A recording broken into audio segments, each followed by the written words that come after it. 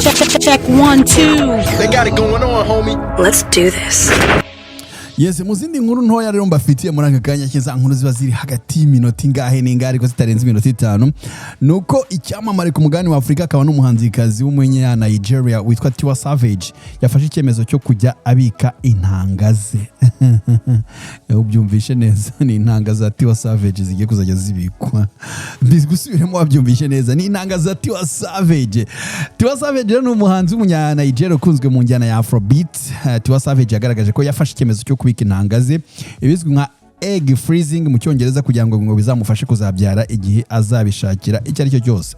Ubu buryo bwo kubika intanga ngore mu buryo bw'ikoranabuhanga cyangwa cyo bita egg freezing bukorwa n'abagore bakeneye kuzabyara mu gihe kiri imbere kandi bari hejuru y'imyaka 30 y'amavuko, aho umugore aterwa imisemburo ituma amagi akurira rimwe ari menshi hanyuma agakurwa mu mubiri wa nyirayo akabikwa mu byuma byabugenewe ku bukonje buri ku gipimo cya dogere 96 cyo bita liquid nitrogen kugira ngo adasaza cyangwa se ngo amagi yangirike.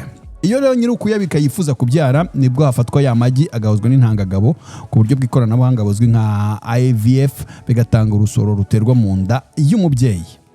Mu kiganiro rero uyu munya Nigeria kazi yagiranye na Zeze Mills, TIWA SAVAGE imyaka 45 yavuze ko yakabaye yarabikoze mbere kuko yifuza kuzabyara undi mwana mu gihe ashakiye kandi kuri ubu atiteguye kubyara.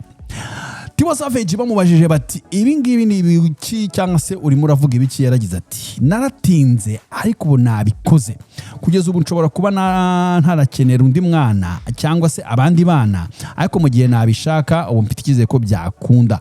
Ntabwo tuzi umubare w'amagi tuba twaravukanye, ushobora kugera ku myaka 36 amagi yawe yarashize hanyuma ukaba icyo gihe aribwo ushaka kubyara ariko warayazigamiye nta kibazo wagira, bivuga amagi yaba abitse. Nuko yabisubije rero uyu muhanzi kazi rero avuga ko nubwo yabyaye hakiri kare ariko akurikije ibyishimo yagize abyara atekereza ko yagombaga guhita yiteganyiriza akabika intanga ze hakiri kare akagira inama abandi yo kuyoboka iyo gahunda kuko ngo yabafasha kubyara mu gihe biteguye neza. Ati rero kubyara umwana wanjye wa mbere ndi mu myaka 30 byari byiza cyane kuko nari mfite ubushobozi mu bukungu ndetse no mu marangamutima mbyifuza. Inama rero naha n'abagore bari mu myaka 30 n'indi nubwo waba udatekereza kubyara cyangwa se ubishaka mu myaka iri imbere, gerageza gukoresha ubu buryo bwo kubika intanga zawe. TIWA SAVAGE ni umubyeyi w'umwana w'umuhungu yibarutse tariki 22 Nyakanga muri 2015 ubwo yari afite imyaka 35.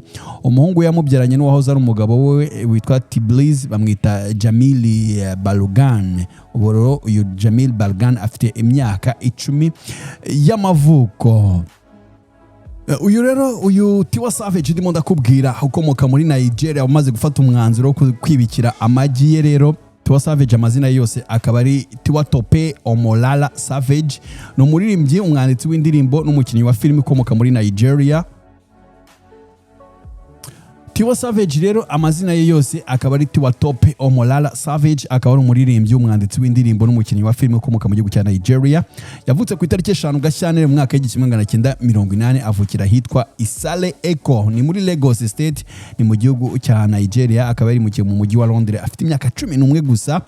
Aho yakomereje amashuri yisumbuye yize ibijyanye na business administration muri University of Kent, hanyuma yiga mu muziki muhitwa muri Berklee College of Music. Yatangiye umuziki rero nk'umuririmbyi w'inyuma cyangwa se bita backup vocals ku bahanzi nka George Michael ndetse na Mary J Blige, urumva ko yakoranye n'ibihangange. Aririmba muri rurimi rw'icyongereza urwo bita pidgin cy'aba Nigeria n'Ikiyoruba. Akaba rero akunze gukora injyana ya Afrobeat, R&B, Afropop, pop ndetse na hip hop. Akaba yaramenyekanye mu ndirimbo ya kera cyane, ndibuka nkikora kuri radio Isango Star, indirimbo yitwa Kele Kele Love, Eminadoyo, All Over, Koloba n'izindi nyinshi cyane.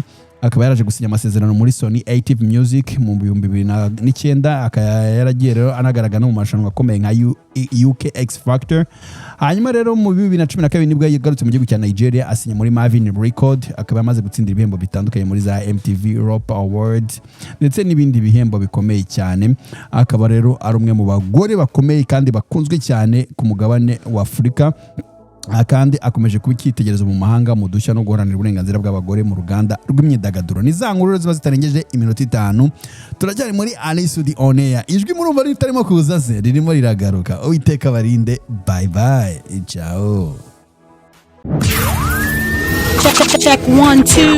They got it going on, homie. Let's do this.